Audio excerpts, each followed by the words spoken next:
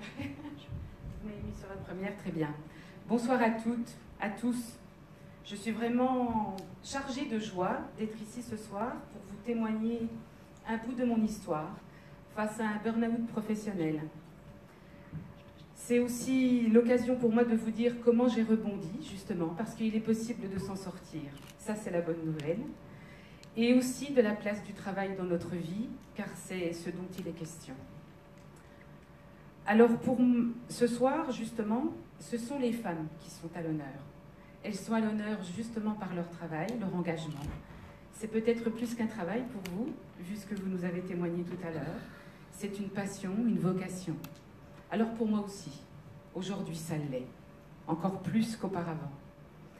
J'étais une toute jeune femme lorsque j'étais embauchée à la médecine du travail. J'y resterai 27 années de ma vie et au moment de mon licenciement, j'ai occupé les fonctions d'adjointe de direction. Alors, qu'est-ce que le burn-out professionnel, justement? À votre avis, je pense que vous vous en faites tous une idée. Oui, certainement. Peut-être vous l'avez côtoyé de près aussi. Alors, le burn-out professionnel, c'est un processus multifactoriel, ce n'est pas un état. Il est défini comme prenant sa source dans le milieu professionnel, et même si des événements personnels peuvent augmenter ou aggraver l'épuisement, ils n'en sont pas la cause. Il convient réellement de regarder dans les conditions de travail et dans la relation qu'entretient la personne avec son travail, justement. Et à votre avis, est-ce que le burn-out peut toucher tout le monde? Oui, vous avez raison. Vous avez raison, car aujourd'hui, le burn-out professionnel touche toutes les professions et tous les niveaux hiérarchiques confondus de l'entreprise. Cependant, il y a un point très important. Il y a des caractéristiques communes chez les personnes qui sont touchées par le burn-out. Alors, ce sont des personnes engagées, motivées, investies, qui aiment leur travail, vraiment. Elles sont plus à l'écoute des besoins des autres que de leurs propres besoins. Elles sont compétentes, elles sont souvent perfectionnistes. Elles sont fiables et s'absentent rarement de leur poste. Alors, je ne sais pas pour vous, mais pour moi, cette définition, elle me collait parfaitement. Mais pour un grand nombre de points, ça, c'est derrière moi aujourd'hui. Alors, que faut-il pour rebondir? Alors, pour moi, l'épuisement professionnel, il a un point d'ancrage. C'est l'année 2009. Car il faut savoir, je souhaite vous témoigner aujourd'hui, que le burn-out professionnel s'installe de façon très insidieuse. Il est sournois. Et la personne est dans le déni total de son état. Et elle est tellement dévastée de l'intérieur qu'il est même très difficile pour les proches, pour l'entourage, de mesurer l'état de gravité dans lequel se trouve cette personne. Alors pour moi, en 2009, le service dans lequel je travaillais était sous le feu de réformes législatives importantes. Ces réformes impactaient lourdement l'organisation, leur axe de gouvernance et les missions aussi des personnes qui y travaillaient. En ce même temps, notre service aura à faire face à des démissions en nombre.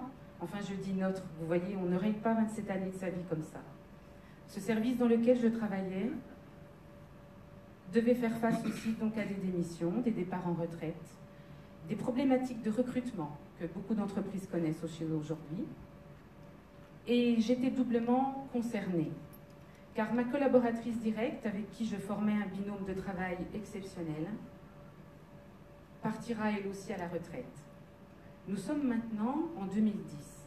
En 2010, j'ai eu un premier signe d'alerte. Rappelez-vous de la date, car il y a parfois dans la vie des synchronicités assez étranges. Le 5 juin. Le 5 juin, j'ai eu un malaise au bureau, mais rien de très grave, rien qui m'ait empêché de reprendre mon travail. Par contre, le médecin du travail qui avait en charge le suivi médical à cette époque du personnel m'avait déjà plus ou moins alerté.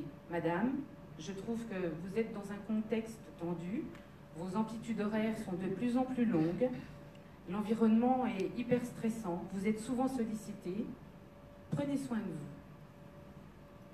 J'étais forte, justement. J'ai continué, ce rythme effréné. Nous arrivons maintenant en 2011. En 2011, j'ai eu à traverser un événement personnel dramatique. Mon plus jeune frère décédera. Alors ce deuil, il m'a amené à m'interroger justement, vous parliez de sens tout à l'heure, du sens, le sens de la vie, le sens de ma vie et de la place du travail, de mon travail dans ma vie. Alors mon corps a continué à m'envoyer des alertes. Je dormais très très mal, j'étais en rumination constante, je me suis même surprise à envoyer des mails à certains de mes collaborateurs et collaboratrices à 2-3 heures du matin parce que une fois que j'étais réveillée, je ne dormais plus. Je ne m'alimentais plus. J'étais souvent malade, mais rien qui ne m'empêchait d'aller au travail.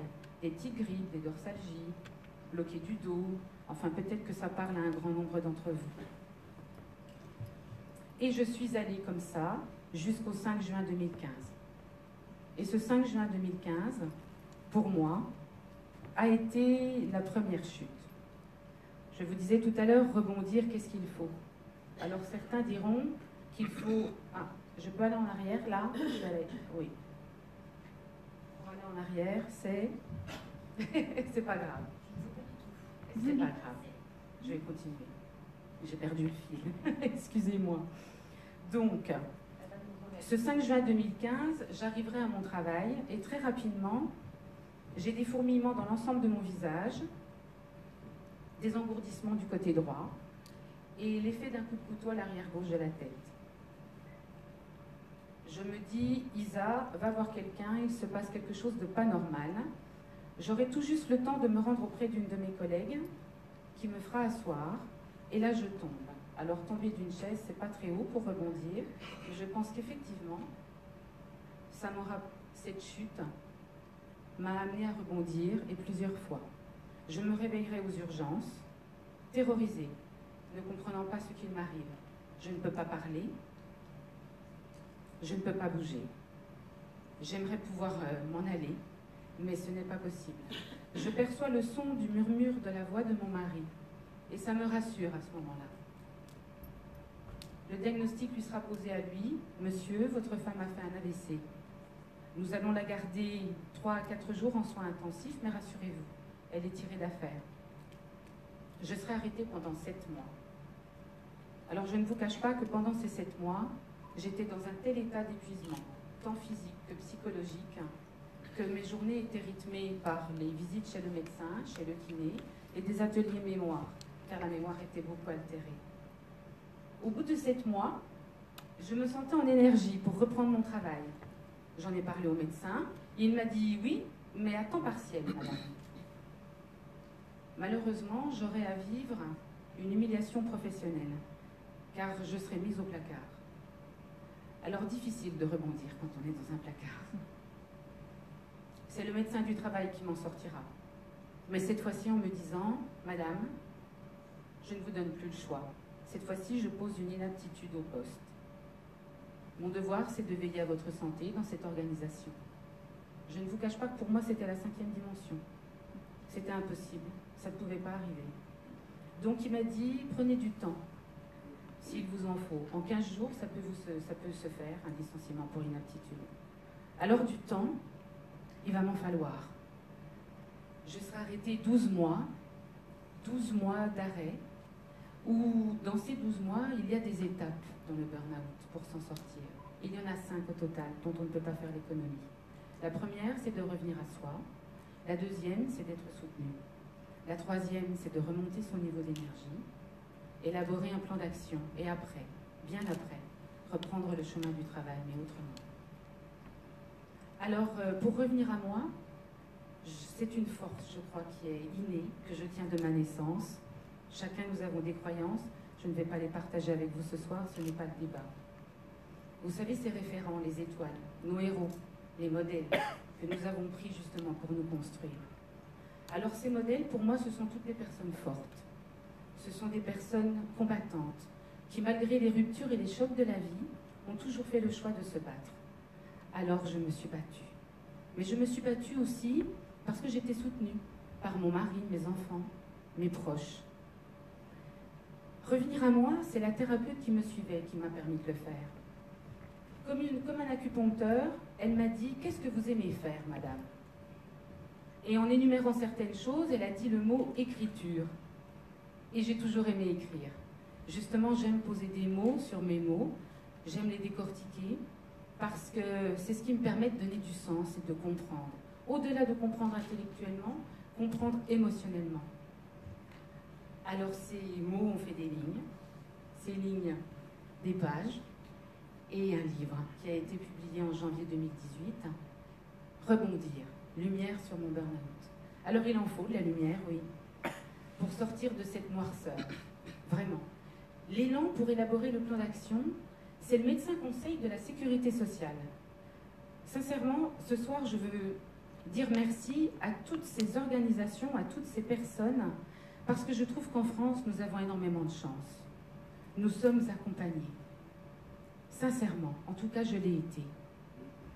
Alors, ce médecin conseil me dit quelque temps avant mon licenciement, mais madame, pourquoi vous attendez d'être licenciée pour réfléchir à ce que vous pourriez faire? Vous êtes jeune, vous n'avez que 50 ans. On est jeune à 50 ans, n'est-ce pas? Ah, je suis contente de vous l'entendre dire.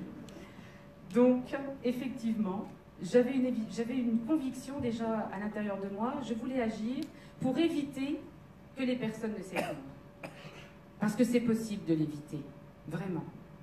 Alors j'ai pu, grâce à l'accompagnement d'une personne formidable de l'organisme BGE, qui accompagne les porteurs de projets, faire émerger un métier qui est en totale cohérence avec la personne que j'étais en train de devenir.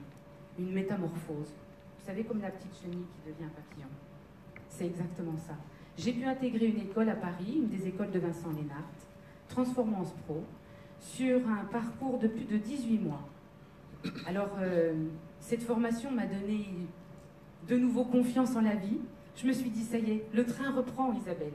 Tu vas retravailler. Au bout de 2 mois à peine de ce cursus, je ferai une nouvelle chute, chez moi. Une chute de plus de 2 mètres. Je tomberai sur le dos, immobile à nouveau. Tout ce que je vous raconte est vrai.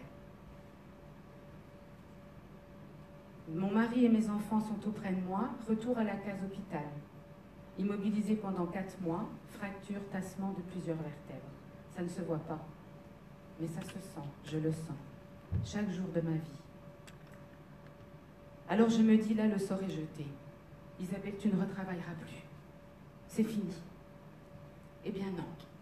Je vous ai dit que la première chute de cette chaise, vraiment, elle m'a donné plusieurs élans pour rebondir, justement. Je vais jusqu'à la fin de cette certification, j'obtiens mon diplôme, et aujourd'hui, je suis une coach professionnelle certifiée. Et ma structure est née, car cette réussite m'a donné un élan, l'élan de l'entrepreneuriat, comme vous. Donc cette structure, elle est dédiée à quoi? Je vous ai dit, je souhaite agir pour éviter que les personnes ne s'effondrent. Mais aujourd'hui, d'autres troubles apparaissent. On parle de désengagement, on parle d'ennui. Je vous ai dit aussi qu'il était important d'être soutenu. Donc, être soutenu, on peut l'être par ses proches, on peut l'être aussi par des professionnels. Je l'ai été et j'ai pu m'en sortir aussi grâce à ça. Donc, j'accompagne notamment les individus. J'accompagne aussi l'ensemble des acteurs de l'entreprise sur le chemin de l'innovation et de la performance sociale. Vous en parliez tout à l'heure. Alors, je ne peux pas trop m'étendre, mais pour moi, ce sont des mots très forts qui évoquent beaucoup de sens et qui font écho à des valeurs que j'ai pu affirmer. Je terminerai aussi par vous dire que c'est la façon dont nous regardons les événements de notre vie qui impacte les événements. Aujourd'hui, j'ai choisi de regarder autrement, de me dire que tout était possible, que rien n'est figé. Et je vous le partage aussi. C'est possible pour chacun et chacune. Enfin, je terminerai par vous dire que faire un burn-out, ce n'est pas fun, pas du tout. Ce n'est pas à la mode non plus. Je ne le souhaite à personne. Vraiment, même s'il m'a permis de devenir ce que je suis aujourd'hui. Je vous invite aussi à rester curieuse, curieux, car la vie ne cesse jamais d'apprendre, de nous enseigner. Il vient du latin cura, ce mot, qui veut dire prendre soin. Alors prenez soin de vous, car oui, le travail occupe une grande place dans nos vies. Il fait partie intégrante de nous. Il nous permet de nous réaliser, de nous épanouir, de partager, d'apprendre. Et enfin, je terminerai par une citation, celle de Confucius, que j'affectionne particulièrement, qui dit « Exerce un métier que tu aimes et tu n'auras jamais l'occasion de travailler un seul jour de ta vie ». Je vous souhaite une belle route et une belle remise des trophées. Merci.